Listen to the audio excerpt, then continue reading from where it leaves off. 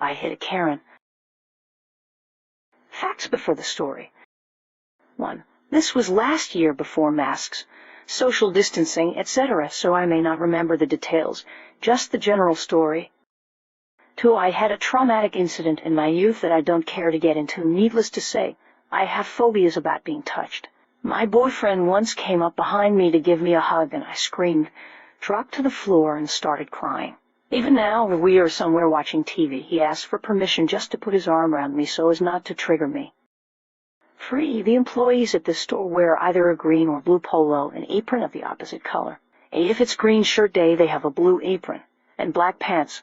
I was wearing a bright yellow sundress with daisies all over it, so I was nowhere close to what the employees were wearing. The story. I was at the grocery store picking out some things to make dinner, changing my mind several times, and going back to the aisle to put things back if I decided that wasn't what I wanted to make. As I was looking at the pasta aisle and all the choices I had to decide from, I heard an "excuse me." Figuring I was in the way, I moved my cart aside when a much louder "excuse me" sounded, followed by an arm reaching out and grabbing my bicep so hard that it took weeks for the bruise to disappear. Upon being grabbed, I screamed and my hand shot out. Not so much a punch, but a slap to this lady's face. I don't know if I was stronger than I thought or if she just had poor dental work, but she fell on the ground yelling and began spitting out her teeth, while I stood there breathing heavily, trying to compose myself. An employee ran up and asked her if she was okay and did she need any help. When she started spinning a tale about how his fellow employee, me, suddenly went psycho and hit her for no reason. He barely got out as "She doesn't work here" when an elderly man came over and said I saw the whole thing.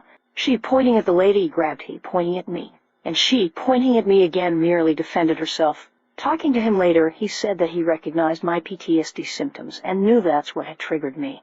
Meanwhile, the lady sat on the floor still spitting out her teeth and glaring daggers at the elderly gentleman for speaking out against her. Then when the gentleman said "check your cameras," she suddenly bolted up and ran out of there. The employee told me to wait while he went to another aisle and got me a bottle of iced tea and gave it to me to drink while I was trying to calm down. The lady eventually took me to court, where my lawyer had me wear the same outfit, and had the employee come and wearing his outfit, and asked the lady, "What may you think this dress is anything like the employee's uniform?" She had no answer, and her attorney apologized to the court, and after the judge ordered her to pay my attorney fees, it was over. Sorry, I'm not the best storyteller, and it was a while ago, but thanks for putting up with me and reading this.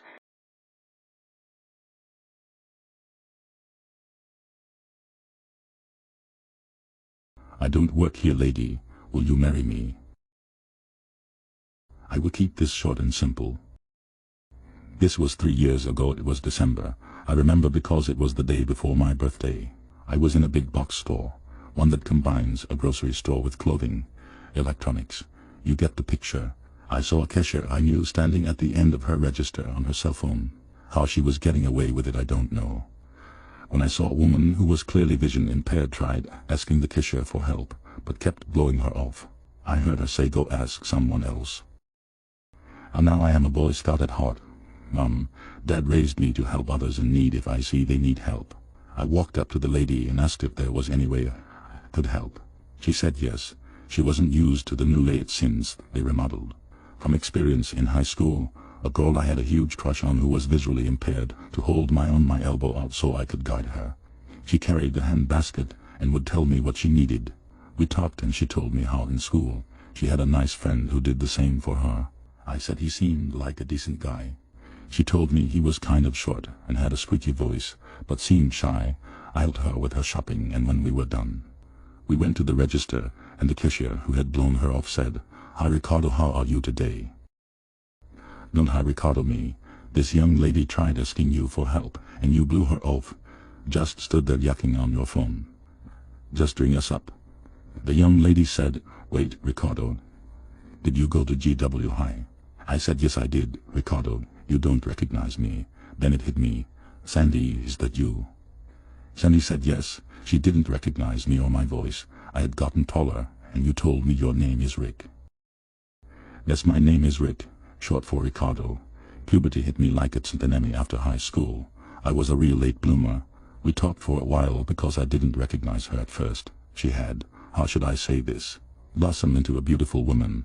I confessed I had a crush on her in high school, and was crushed when I heard a guy was taking her to the prom. I was trying to work up the courage to ask. "Hi, Ricky, that guy who took me to prom, that was my brother. He didn't want me to miss out on it." I laughed and said, "Oh shit, if I wasn't a chicken shit asked you sooner. You could have told me no sooner." He laughed and said, "Actually, I was hoping you would have asked. I didn't know you worked here." Yes, here comes those infamous words from my mouth. "I don't work here." Sunny said, "You don't work here, and you helped me. You always were a sucker for a damsel in distress." We exchanged phone numbers and dated, and 1 year to the day in December, I asked Sandy to marry me. She said yes. We are now married and very happy. I may not have taken Sandy to the prom, but I went better. I took her as my bride. Thanks for reading. Enjoy your life. When things seem bad, who knows, your I Don't Work Here Lady may be the one you love. Edit. I know it may be confusing due to my lack of being able to put thoughts to paper or in a Reddit, but I did not marry the cashier. Some clarifications. Why we didn't make the connection until we were at the register. For the school years I knew her as Sandy, not Cassandra. Sandy told me her name was Cassandra, her full name she used at work. I introduced myself as Rick because I hated hearing Ricky Ricardo jokes and just used Ricardo for work. I didn't recognize Sandy because, as I said, she had blossomed, meaning her figure was fuller and more womanly. I remembered her having a more girlish figure and long auburn hair, which is short and strawberry blonde. He did not recognize me because, like I said, puberty hit me later than most and was taller. My voice is deeper. Sandy did not say the name of the boy who helped was Ricardo. The reason why the cashier knew me by Ricardo is because I worked across the street and the bus stop was right in front of it. Our employees would come in to buy something to munch on or drink or ask for change. When the cashier called me Ricardo, not Rick or Ricky, that's when the penny dropped for the two of us, and we finally made the connection.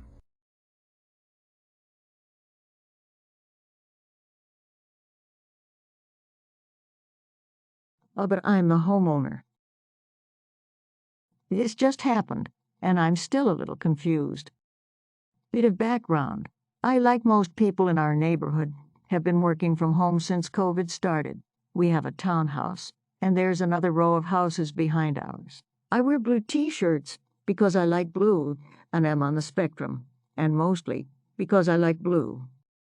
Anyway, I've had a bit of a work lull and have been stepping up my cleaning routine. I spent a solid hour on my knees today, scrubbing the kitchen grout that turned out to be light beige, not dark brown. Who knew? About an hour ago, our doorbell rang. I answered and found a random Karen on my front steps. Without any introduction, she started right in. Past me. A.B. entitled bitch, a.k.a. Karen. S.O. my husband.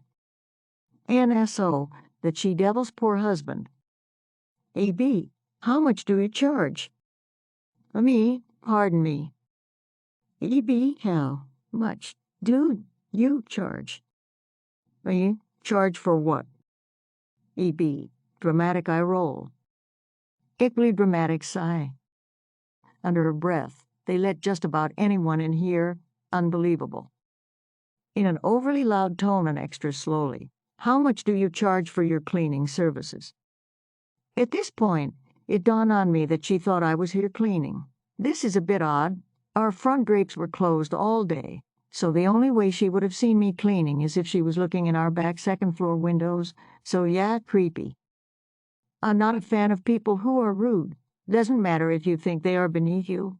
There's no reason to be an asshole. Me, oh, I see. I don't charge to clean my house. Do you think I should send my husband an invoice? E.B., give me your husband's phone number. Clearly I'll need to negotiate with him. You, no need, he should be taking his lunch break soon. Let me go get him for you. At this point, I shut the door in her face. The high today was 28 and windy, so I can't imagine that she was comfortable standing out there. But at least she has some time to cool off. My husband was coming upstairs at this point and opened the door. E.B., do you speak English? S.O., yes, do you not? E.B., this is America. We all speak English here. Your employee was very rude to me. I want to hire your cleaning services. but she will not be welcome in my home. Bring someone else. I'll need a full house cleaned tomorrow morning, and I will pay $80 if your staffer does a good job." At this point, E.B. stomped off, clearly convinced she was getting her house cleaned. I guess she told her husband, because NSO came by about 20 minutes later and profusely apologized. Apparently, this had been discussed already, and she absolutely refused to believe that we lived there. Have for more than 6 months now. He had told her to leave us alone, but she was evidently determined. NSO. I told her you guys were the new neighbors. She just refused to believe me. She said you always wear blue uniform shirts and just couldn't be persuaded. I'm so sorry for the interruption. Edit. NSO just came back over with a gift card. Wanted to give us dinner on him for putting up with his wife. Think we'll ask him to join us. Edit 2. Someone pointed out that she didn't give out her address. I honestly didn't notice. Someone also asked for an update. Obviously, we did not show up as scheduled. We didn't hear anything from EB, but I assume that her husband finally got through to her. It was suggested that this behavior hinted at dementia. That's possible. However, alcohol appeared to be the primary catalyst.